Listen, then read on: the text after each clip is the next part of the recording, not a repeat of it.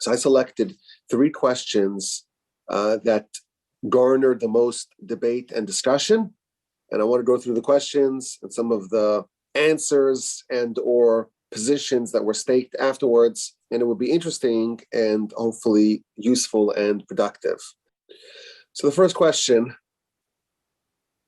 maybe the most controversial question on the list, is why do Jews think they are better than everyone else?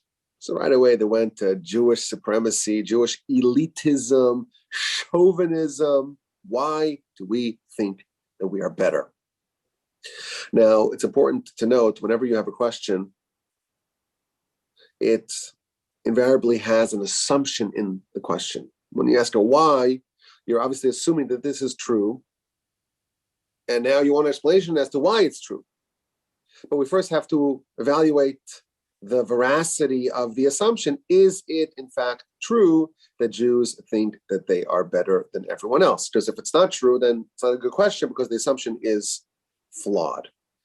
So before we dig into the reasons why this may be true, we have to understand whether or not the assumption is in fact true. Do Jews think that we are better than everyone else? So I think if we look at the literature and some of the philosophy on this subject, you can make a very good argument that we do think that we're better than everyone else. After all, we call ourselves the chosen people. Of all the peoples, how many different nations are there? How many different peoples are there? And we claim to be the chosen one. And not only that, it's featured in the Torah. God chose Abraham and his descendants. At Sinai, we're described as a kingdom of priests and a holy nation. We're described as Banim Atim LaHashem Elokechem. You are children to Hashem, your God.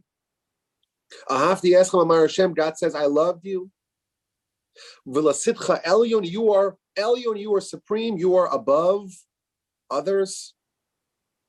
And of course, we claim to be God's representatives in the world. We're the only ones who bear the Almighty's Torah. The Almighty's Torah, his cherished treasure that he used to create the world, he gave it to us. And he even submitted himself and his holy retinue to the decisions of the human courts. When is Rosh Hashanah? Well, God says, let me wait until the human courts determine. When is Yom Kippur? When is Pesach?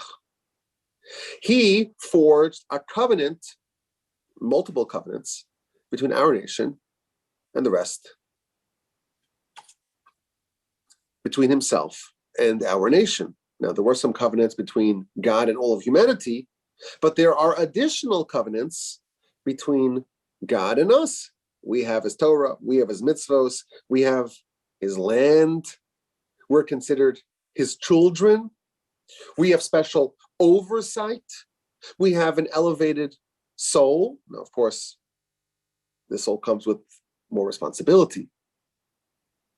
When a potential convert comes before a court seeking a conversion, so the Talmud tells the conversion candidate, now, as a non-Jew, you could eat pork and drive your car on Shabbos and eat all kinds of things, and there's no problem. You won't suffer no ill effects, not in this world and not in the next world. All these mitzvos that restrict your life, that limit the things you're allowed to do, will be foisted upon you once you convert. Are you sure you want to do that? So part and parcel, in unison, commensurate to our, so to speak, assumed supremacy, comes our supreme responsibility. But I think if we were to grade the assumption of the question, why do Jews think that they're better, we could accept it as true, provided that we're talking about better in a given area. So are we better at, writing, at playing music, at shooting hoops, at running the marathon? we're not better in those areas, but with respect to the agenda of the soul, with respect to the pursuit of holiness, with respect to the mission of perfecting the world, with respect to connecting to the Creator. In all matters of the soul, we do believe that we are the most capable, the most gifted. And if those areas, as we believe, are the most important areas, then I think the assumption can be graded as true that we think that we're better. And therefore, we have to ask the question, well, why do we think that we're better? I think it's a fair question. And it demands an answer. And I think this is a subject that we've talked about in the past, but let's address it head on. We have to accept that we're better, but not due to anything that we did ourselves. Even in the Torah, we read several times in the Torah, Moshe tells the Jewish people, you're going to get the land, but not because you're so righteous. You think it's due to you? Oh no, you were born into this. The reason why you're getting the land is A, because the current inhabitants of the land are not acting in a righteous way that merits that they are able to endure in the land. And B, because you happen to have your ancestors are Abram, Isaac, and Jacob. And they were special, not because they were gifted it, they were granted, it was bequeathed to them, but because they worked harder than anyone else at developing and deepening their connection and their relationship with the Almighty. And they stood up for their faith, and they endured tremendous trials to preserve their faith. And you won the lottery because you're their descendants. And therefore you are incorporated into the nation that they spawned. Abraham was chosen. But once Abraham was chosen, he was also chosen to be the father of the nation that will be the Almighty's representatives. God chose Abraham, and it was completely meritocratic. Anyone could have been Abraham. In fact, Noah is criticized by our sages by the fact that he had the potential to be like Abraham. He had the potential to even be like Moshe, but he didn't quite live up to that potential. And therefore, we're not descendants of Noah, even though we are, of course, but our nation does not have Noah as one of its founders because Noah did not quite live up to the level that would be required to be the founding father of this nation of God. But Abraham was. And God said to Abraham, okay, you've earned it, not just for you, but for your children. And specifically, Isaac, not Ishmael, and even amongst Isaac, Jacob, and not Esau. And thus we have Abram, Isaac, and Jacob, and that is the founding of the nation. So we have it. We have this great connection with the Almighty from day one. The child is circumcised. They're 8 days old. And the blessing that we say at the circumcision is lahachniso b'vriso shel Avraham Avinu, to enter the child into the covenant of Abraham. Now, what has an 8-day-old child done? What have they accomplished? Why are they worthy of joining this fraternity, this nation? What have they done? They've done absolutely nothing. But that is all attributed back to Abraham. So that's kind of an important component of this answer. But there's another point, and this I didn't speak about at length on Shabbos because even though I was thinking about it, there were a lot of people in the room, and I had some fellow panelists that also wanted to say a thing or two, but I'll tell it to you. Abraham had such a complete vise on holiness and righteousness. He had absorbed and integrated and assimilated this high level of righteousness and this high level of faith and this incredible level of kindness and hospitality into his bones, that it actually joined his genetic code, and it was endowed and bequeathed to his descendants. And therefore, even though we haven't done something to earn it at the very beginning of our life, we're already part of this. Nevertheless, we do have some element of Abraham coursing within us. The Mishnah tells us that there were 10 generations from Noah to Abraham. And in the very next Mishnah, this is in chapter 5 of Ethics of Our Fathers, it says that Abraham was tested with 10 tests. So we have successive Mishnahs talking about Abraham. But if you examine the precise words of the Mishnah carefully, you will see that Abraham's name is changed. In the first Mishnah, when it talks about the genealogy of Noah to Abraham, it just calls him Avram, Abraham. But by the second Mishnah, when it talks about Abraham's tests, it calls him Avraham Avinu, Abraham, our father. We're talking about the same person. Why in the first Mishnah is he called Abraham without any honorifics or appellations or suffixes? And in the second Mishnah, it's the same person. He's called Abraham, our father. So the commentaries explain that Abraham's 10 tests were not just a conflict in which an individual was placed. It was a test of such difficulty that when he succeeded and he triumphed in each one of these 10 tests respectively, he actually acquired and absorbed those qualities. And that pattern continued with Isaac and Jacob.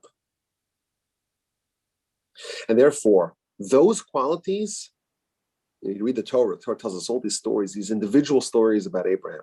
Why is that important for us to know?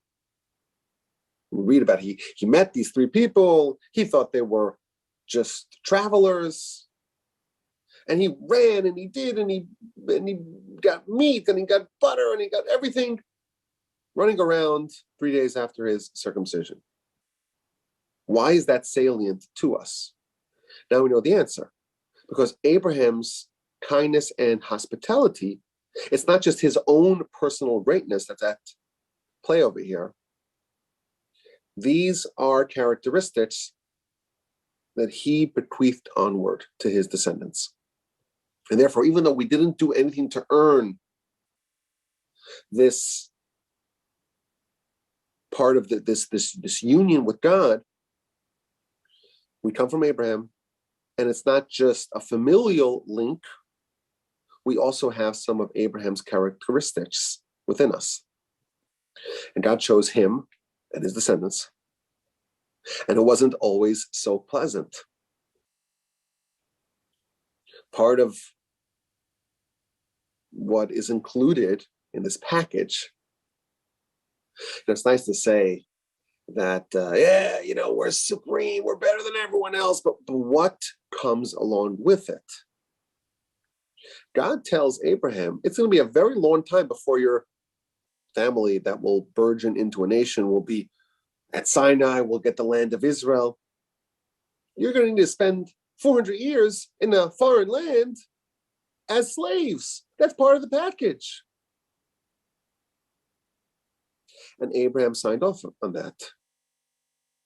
Which other nation endured those 400 years in Egypt as slaves? Which other nation endured the whole history of our people? No one else did. So with those qualities of closeness and responsibility comes a national history that has incredible highs and very, very painful lows. with this higher degree of responsibility, with the Torah and the manna and the Sinai and Moshe and the land of Israel, comes this really short leash. Because we have this national destiny and mission, and if we veer off track, we get lambasted and reprimanded and punished more severely than anyone else. And that's all part of this package. You could have asked this question in a different way. It would be the same answer. The question that was posed is, why do we think we're better? The very same answer would apply to the following question: why have we suffered more than anyone else? It's the same answer. There's a bundle of characteristics that apply to God's nation. And part of it is very positive. You'll have this closeness, you're part of this fraternity. Your prayers will go more directly to God. You'll have his Torah, you'll have his land when you are worthy. But part and parcel in that is that if you veer off track, you'll be smacked harder in a more ringing fashion than anyone else. No other nation has had this history of exile, for example, that we have had. That's part of the package. You have responsibility to finish what Abraham started. Abraham started in a world that was barren. God's presence was ignored or non-existent in the eyes and the minds of humanity. And he started the process to change that. And part of that process is you're going to have the Torah, the superpower to help you change it. But you're also going to have some trips throughout the world. You're going to spread the message. You're going to be an itinerant people. Where have we been over the last 3,500 years since Abraham? Well, where have we not been? Part of what it means, part of this bundle, you're going to need to spread to a lot of different places. And every place you go, hopefully you elevate that place and those people there. And hopefully you collect the sparks of holiness that are there. And you spread and exude the influence of Abraham. And once you're done with a certain location, you move on to the next place. And just as the Jewish people in the wilderness had 42 stops, 42 stations, the Jewish people in our history, we're going to be in 42 different countries before the arrival of Messiah. That's all part of the package. As a sidebar, place number 42 is none other than the United States of America. We're getting close to the end. But that too is part of the bundle. Why has our nation endured such exile? Same answer. We are granted more spiritual potential, more closeness than anyone else, more responsibility, a shorter leash, and by the way, a broader arc of potential. With the more elevated soul comes a more elevated Yetzer Hara. If you have a more elevated soul, then the counterweight to that, the Yetzer Hara, is also going to be stronger. And that's why Jews, we see this historically, are capable of some of the worst sins. No other nation could have pulled off the golden calf. No one else can do it. At a time of such holiness, 40 days after Sinai, how is that even possible? It makes no sense to us. No other nation is capable of that. Why? With that elevated soul comes an elevated antagonist. It's all part of the bundle. And that's what Abraham signed up for. Not just for him, but for his descendants. And here's the thing that really removes the sting of the question. It's not just Abraham's biological descendants that are part of this. Abraham opted in. Anyone else can still opt in. It's a beautiful thing. Anyone can join. Race and creed and color and country of origin. Doesn't matter. And if someone wants to join, they are welcome to do so. And they become literally the children of Abraham and Sarah. As tell us that there were souls that Abraham and Sarah made in Haran. Now, how exactly Abraham and Sarah made souls in Haran before they went to the land of Canaan? That's, of course, a very hard question to answer. But as tell us, those souls are still available to be assigned to righteous converts. And thus, when someone converts, they become Ben Avraham and Bat Sarah, son of Abraham, daughter of Sarah. Wait a minute, they're not part of this family. They grew up someplace else in a different nation. Well, once they convert, there is a system in which they actually get one of those souls, and thus they are literally the descendants of Abraham and Sarah. But to talk about the question just briefly, are we better? Do we think we're better? Are Navy SEALs better than other members of the armed forces? Are they better? Well, depending on what we're talking about. Are they better at accounting? Are they better guitar players? Can they shoot free throws better? Can they play chess better? No, it's not what Navy SEALs excel at. But if you have a mission to go into enemy territory and to do a surgical strike, and it's a tricky and dangerous and demanding mission, who do you want? Do you want the Navy SEALs? We are the spiritual Navy SEALs. We have the pedigree, we have the training, and we have the mission, the greatest mission of them all, to change the entire world. And anyone wants to sign up? And anyone who wants to sign up can, in fact, do so. Now, I said this answer in a much more truncated version on Shabbos, but someone asked an interesting and important follow-up. Jews think they're better, and Jews think that they have it all figured out. And you have the books of Jewish philosophy, and everything's organized, everything makes sense.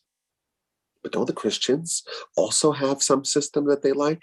And they think that they're the chosen ones? And don't the Muslims think that they're the chosen ones? There are a lot of different nations and religions that also assume that they are supreme. So why are we different? And of course, this is the opposite of the original question. The original question is, well, why do we think we're different and better?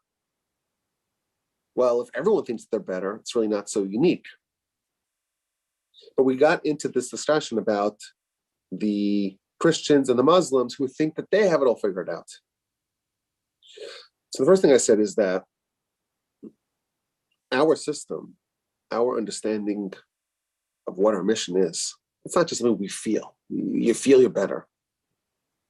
We have evidence. We know the Torah is true. And we understand, based upon our tradition and based upon the evidence, we understand what our mission is. And then this girl chimed in, well, what's the evidence? So I said, do you listen to podcasts? Do you listen to podcasts? I could point you to many, many episodes that we've done on that subject. But the girl said something really, I think, interesting and important to address. You know, we claim that we have the evidence and they don't. So she said, well, someone, it can't be, there's a billion Muslims and a billion Christians. Someone must have an explanation. Someone somewhere has to have an understanding, and there must be some explanation. After all, you have so many people, there must be some sort of rationale that really pulls it all together. So to me, I think this is something that a lot of people think in many areas. If there's such a mass, such a critical mass of people who believe something, there must be some way to reconcile everything. It's important to remember, though, many, many, many, many, many people in the past, maybe some in the present, believe that the world was flat and the universe was infinite and it had no beginning. Just because a lot of people believe one thing doesn't mean it's not wrong. Exhibit A on that is the Christians and the Muslims. Those two religions, and I don't profess to be an expert in neither one of them, but from what I understand, and fact check me on this, this provides definitive evidence that there's a possibility for 1 billion plus people to be wrong. Well, how so? If the Christians are right, then the Muslims are wrong. If the Muslims are right, then the Christians are wrong. These are mutually exclusive and incompatible. You either believe in JC or you don't.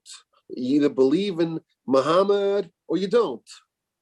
We have two systems, each with more than 1 billion adherents. And we know for sure that they can't both be right. And therefore, at least one of them's got to be wrong. And therefore, we know for sure, we have evidence that it's possible to have 1 billion people all be wrong. Now, the truth is, they're both wrong. That's the truth. They're both wrong. And we can be thankful, humanity can be thankful that both of them are wrong. We've mentioned this in the past. Talmud tells us, you could be a righteous Gentile and get a portion of the world to come. So the nice thing about it is that because they're both wrong and we're right, there's room for someone who's a righteous Muslim and even a righteous Christian to get a portion in the world to come. But this idea that there must be some sort of rationale and explanation, there must be some way, there's got to be somewhere, someone who knows it all. The Talmud talks about this. The Talmud says that idolatry, it's always from a distance. You always learn about this idol somewhere in Nepal, in Rome. There's a theologian in Rome and they have it all figured out. There's some guru on a mountaintop in Nepal and they really have it all figured out. Everyone is sure that somewhere, someone else has an explanation. But is that something to rely on? When we have everything organized here, not some distant place, here, everything's organized, everything's clear, everything's logical, we have a comprehensive explanation for an entire system, and it all makes sense to consider that maybe there's someone who we don't know. We don't have his name, his email address, nothing. We don't know. There's just this idea. That's the way that the idolatry used to work. It was always, you always heard about them at a distance. You get close and you don't see any substance. And therefore it's always painted, from a distance. Here's the secret. They don't have any explanations. We have it all. And we can withstand, and we have withstood withering scrutiny.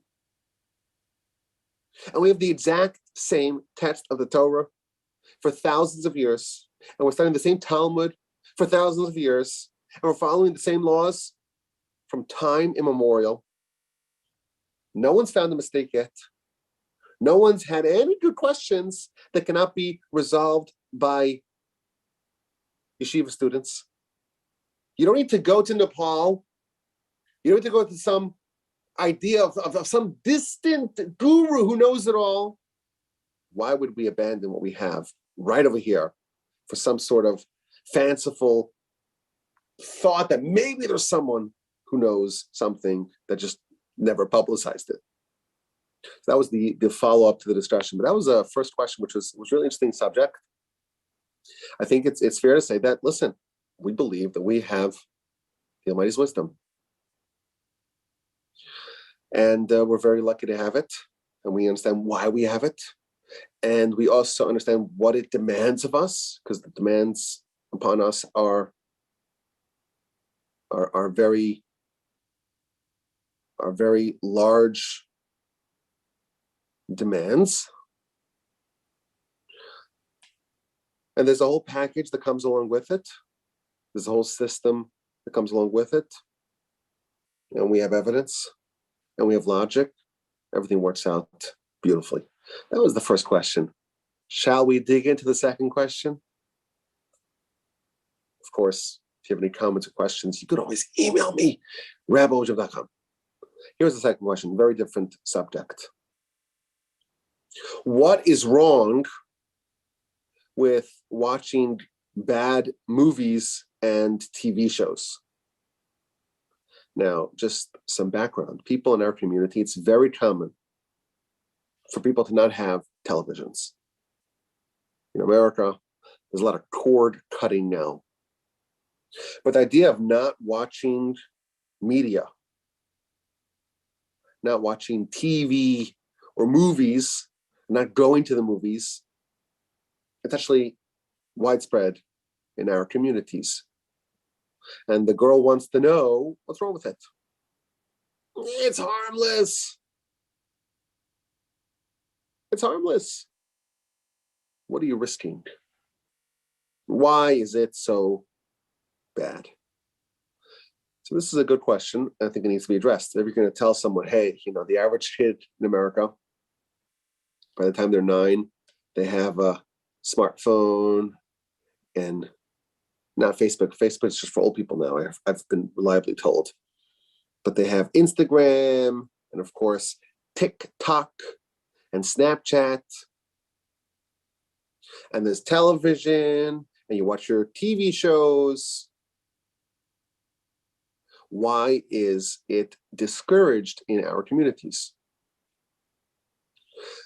So this is an important question. We have to address it. I thought there were 4 potential problems with all sorts of media. Now, I preface by saying I'm not some sort of a puritanical absolutist.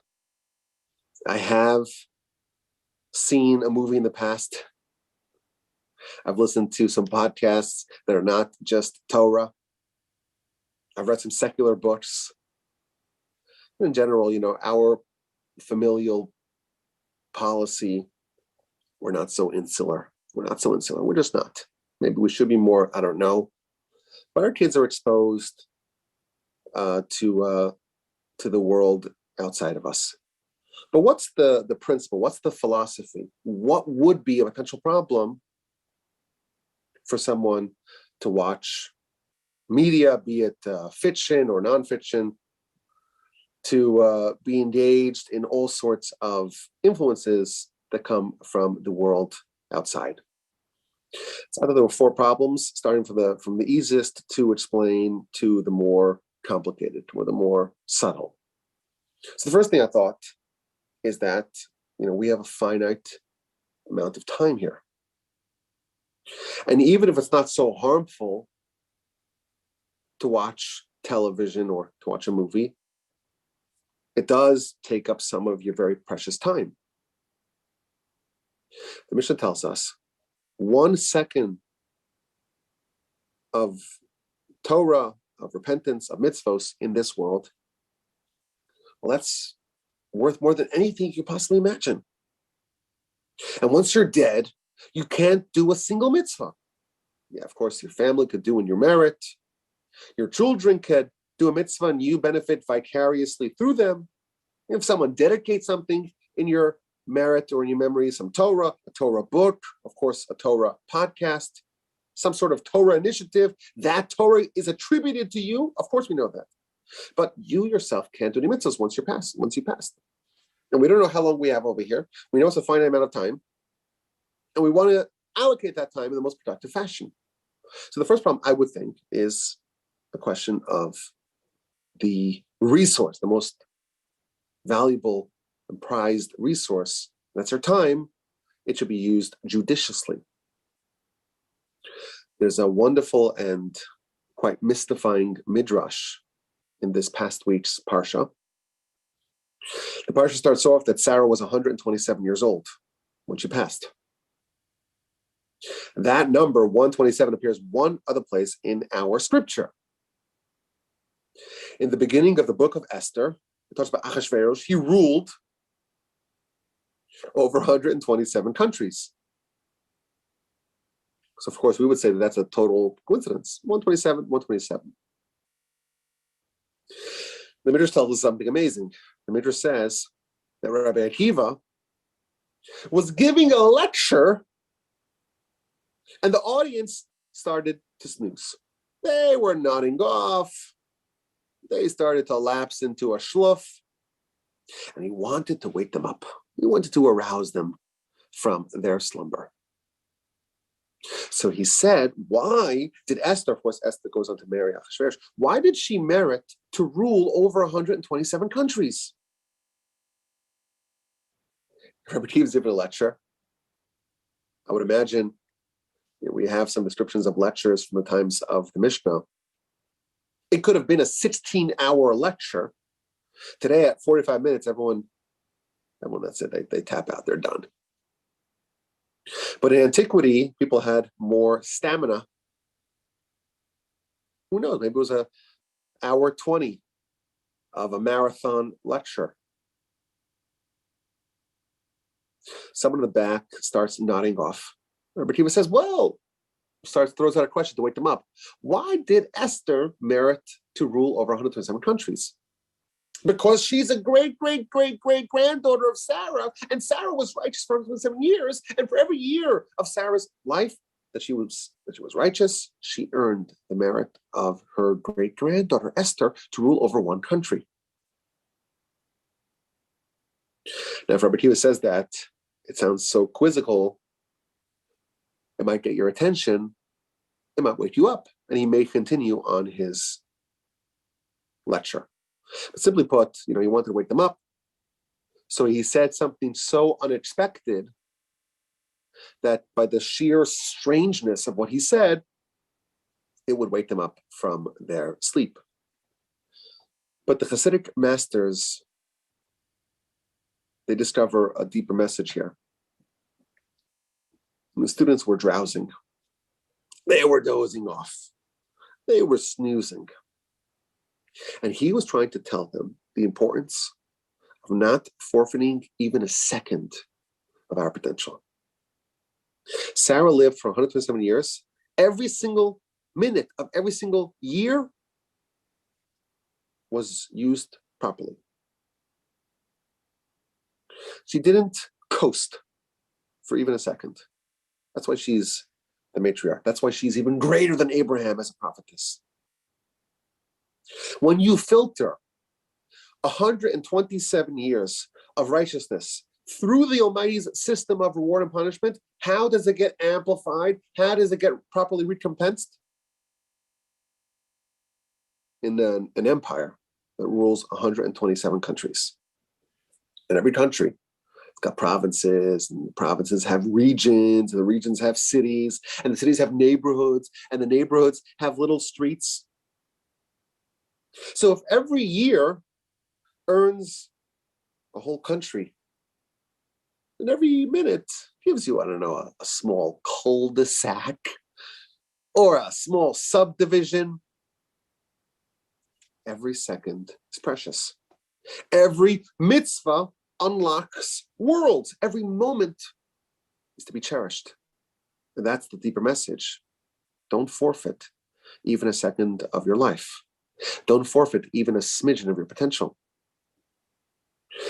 I think that would be one reason why we should avoid anything that's not productive. Now, it's important to note, if you need to unwind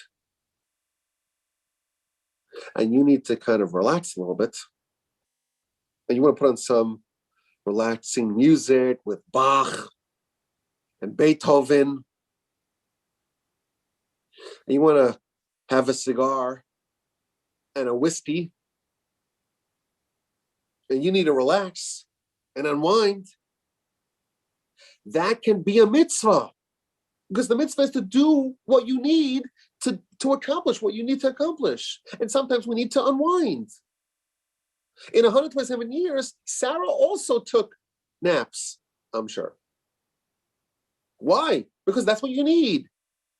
There's a difference between saying, listen, I need to unwind, and therefore I'm going to do something that's not really on task, versus making the thing that's not on task as a goal unto its own.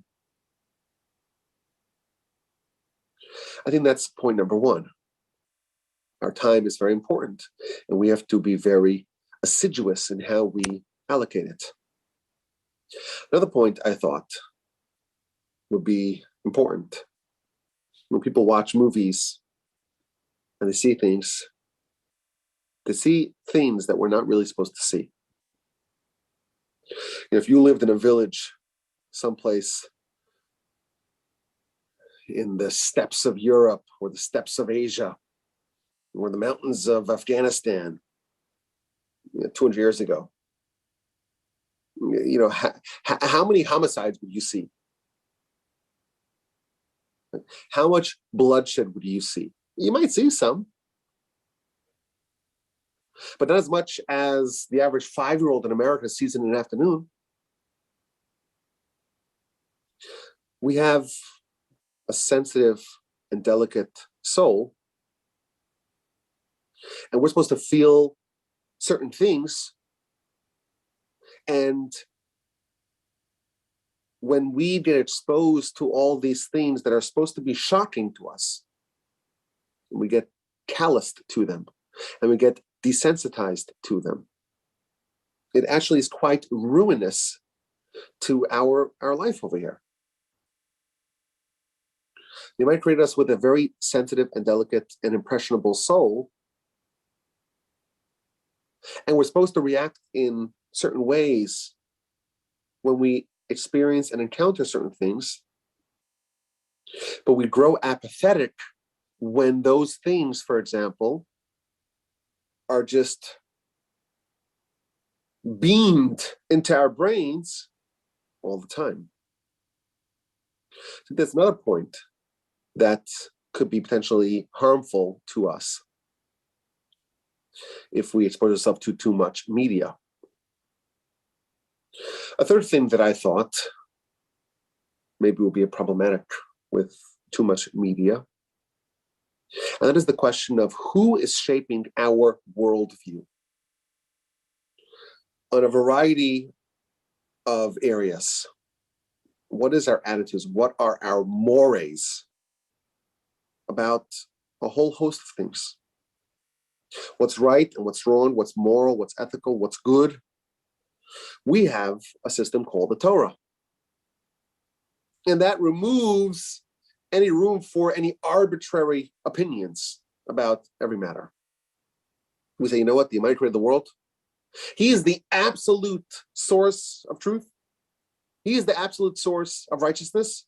I'm going to allow the Almighty to say, this is what's right, this is what's wrong, this is what's good, this is what you should embrace, this is what you should repel. I'm just going to outsource that to him. That's what the Torah is about. Let the Torah shape you and determine how you see the world. The second you open up your mind to other sources, then there's the risk. What if they say good things? What if they say bad things? There may be some good things that they may mold you with, but there may be some very harmful things that they mold you with. And how you see the world will be governed by what kind of inputs you have. And therefore, you want to be very selective in the kinds of inputs that you embrace, because that's going to shape you.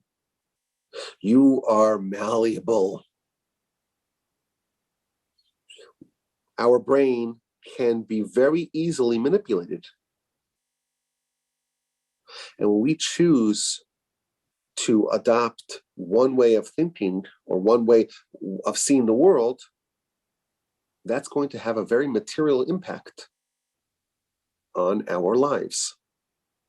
A lot of people think, well, I can absorb it all and make my own decisions. Most people are not that capable. And let's not overestimate our ability to be like Abraham and go up against the entire world. This relates to the subject that we talked about in the past. Why did everyone do idolatry? You think it's not possible for this to happen to us as well? You think it's not possible even in modern times for entire nations to be mobilized to do things that are very, very evil? We don't have to look very far to find examples of that. That's the power of the inputs that we choose. Are you willing to cede control of your worldview to someone else? To some programmer, to some on-air personality, to some pundit, to some screenwriter? You want to do that? That to me is it's like an insidious kind of danger. It doesn't happen right away, but it is a potential danger that cannot be ignored. And to me, this would be a very good argument that people can make for why they would be very wary of what sorts of things and media they're going to be exposed to. I'll give an example of this phenomenon. In 1996, Bill Clinton, a Democrat, signed a law called DOMA, Defense of Marriage Act. 1986, I was 10 years old. I'm not that old now. It's 25 years ago, something like that. This past week, there was a law. I don't know what the name of the law is, but a law that did the exact opposite of DOMA and that enshrined what's called marriage equality into law.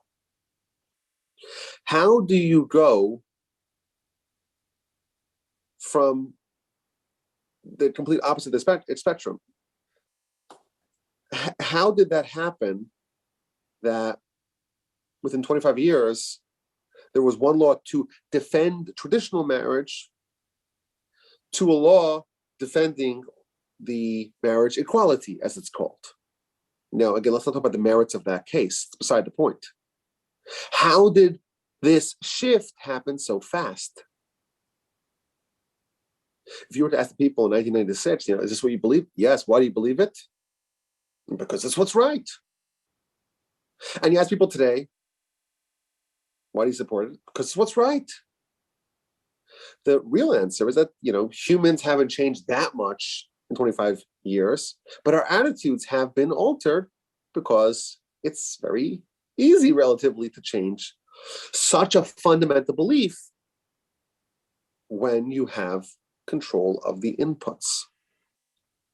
Those inputs determine how people see reality. Again, I don't want to get into a debate about this particular subject, but this is just an example that happened right now of this phenomenon at play. And again, there are, of course, a lot of good things that can be done with mass media. But it's very important to know what the philosophy behind it is, because that is going to shape what is going to emerge from those inputs. So that's the third thing that I thought would be potentially problematic with exposing oneself or someone's family to these sources of media. And finally, the last point that I thought was salient, it's the most subtle of them all, and that is that we have balancing on our shoulders this titanic superpower called a brain.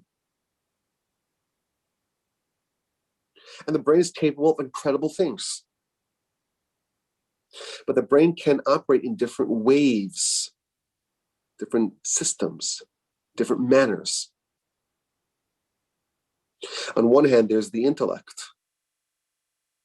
And that's capable of immense things. On the other hand, there's what's called fantasy or imagination, fiction.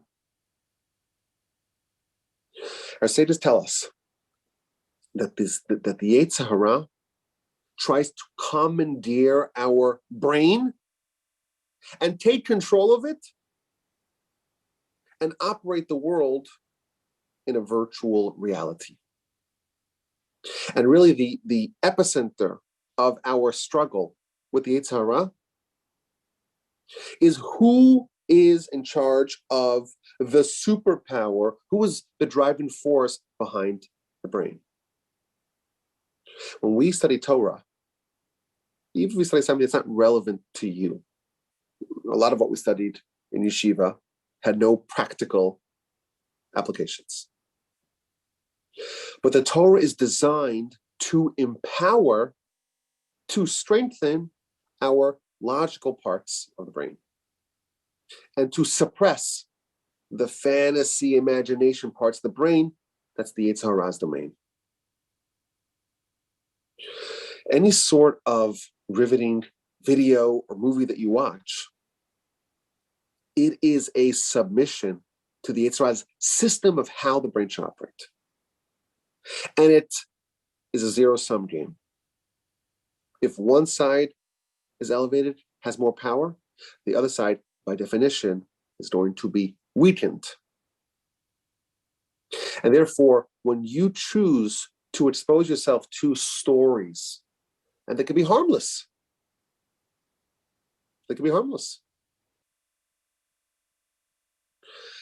you have to realize that there is a trade-off here, and that you're allowing your brain to do the kind of passive enjoyment of stuff, of experiences, of sensations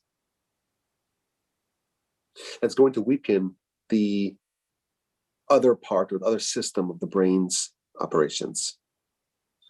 And that's a trade-off. And I want to again reiterate, I'm not an absolutist on this subject, but there was a question that was raised, and I thought that these would be the four potential issues at play. And again, I don't want to give off the impression that we don't read any secular books, we don't listen to any secular media, we happen to not have a television, we don't have a television. But when we drive to Canada, I put on some videos on these devices for the kids. I don't want to give off any false impressions. But when we talk about this subject, the average American watches how many hours of television a day? 4 or 5? What's happening over here, or the dangers, in my opinion, are these 4 things. Let's quickly cover the third question that I selected. I know that we went a little bit longer than I intended in these 2 questions, but this was an interesting one because it does show the assumption. The assumption is really interesting. Is it worth committing your whole life in this world to the next world if you don't know 100% that it exists? In this world, we kind of know. I don't want to get into I think, therefore I am kind of debates. But we know what this world is. It's a known quantity. Olam haba, this world after we die, and what happens then in our soul. To us, that's much more theoretical. It's much more abstract. We may have our doubts. So why would we exchange this world for the next world? That's the question as I understand it. I have 3 answers to this. And of course, these can be elaborated upon, but let's quickly go through them. So first of all, I say, where is all this forfeiture? I told the girls, we just read the parasha, Abraham was so wealthy, and Isaac was so wealthy, and Jacob was so wealthy, and then Sarah is so beautiful, and Rebecca is so beautiful. This is what it says in the Torah. So this idea that they're living these monastic lives and they're austere ascetics, I don't see it. Where does it say that? Citation needed, as Wikipedia tells us. That's number 1. This idea of having to do an exchange, of having to do a trade-off, where this world, we're just giving up. Where is that? Who has a rich communal life and a rich spiritual life and a strong familial life and rich and fertile spiritual and intellectual life? We are supposed to drink wine and eat meat and enjoy ourselves, not, of course, to become nihilistic and hedonistic, but the idea that we're supposed to deny ourselves this world, I don't see the sources. So I feel like there is a little bit of the assumption of the question that is flawed. That's point number one. I think, of course, it could be elaborated upon. But point number two is that we're not 100% sure that it exists. We actually have abundant evidence that the world to come does exist. Both evidence from Scripture that we know is true, and evidence from a logical perspective. So that's important to mention. And the last thing that I said about this subject was that even if we don't have evidence, that the world to come is true, what we know for sure is that this world, it has an endpoint. I told the guy, I hate to be the bearer of bad news, but you one day are going to die. And what happens then with all the pleasures that you try to amass in this world? What we know for sure is that this world is not permanent. And therefore, I argued, it makes sense, even absent evidence, to trade even the potential of an eternal life of reward and pleasure in Olam Haba for this world. So I don't think we have to do a trade-off. I actually think the system they might design gives us both this world and the next world. Of course, it demands more work for us, but that is true with any great thing you want to accomplish. But even if it were to be true, it's a worthwhile exchange to give up this world, which we know for sure is a rapidly depreciating entity. It makes sense to exchange that for even the potential of permanence. Why? Because even if we don't know it's true, it's better to have either infinity or zero than definite zero. If you had to choose one of two options, one is definitely zero, and one is either zero or it's infinity. Which one would you prefer? So that was the final argument. They said, well, don't they say that it's only 12 months in Gehenna? So why? I'll just take that option. I said, well, lady, 12 months in Gehenna. How much do you know about Gehenna? It sounds to me that you don't know much about it. Because if you do, I don't think you'll be so lackadaisical and cavalier about accepting 12 months there. And plus, that's the only place you could end up. And then they stopped me and they said, don't talk too much about this. So I said, I'll stop. And anyhow, these are some of the conversations that we had. It was enjoyed at the time, I think, I was told. And I hope you got something out of this as well. If there are any of these subjects or any other subject you'd like to discuss a little bit further, let me know. Maybe we'll do another podcast of this sort or some discussion of this sort. As always, my email address is rabbiwalby@gmail.com.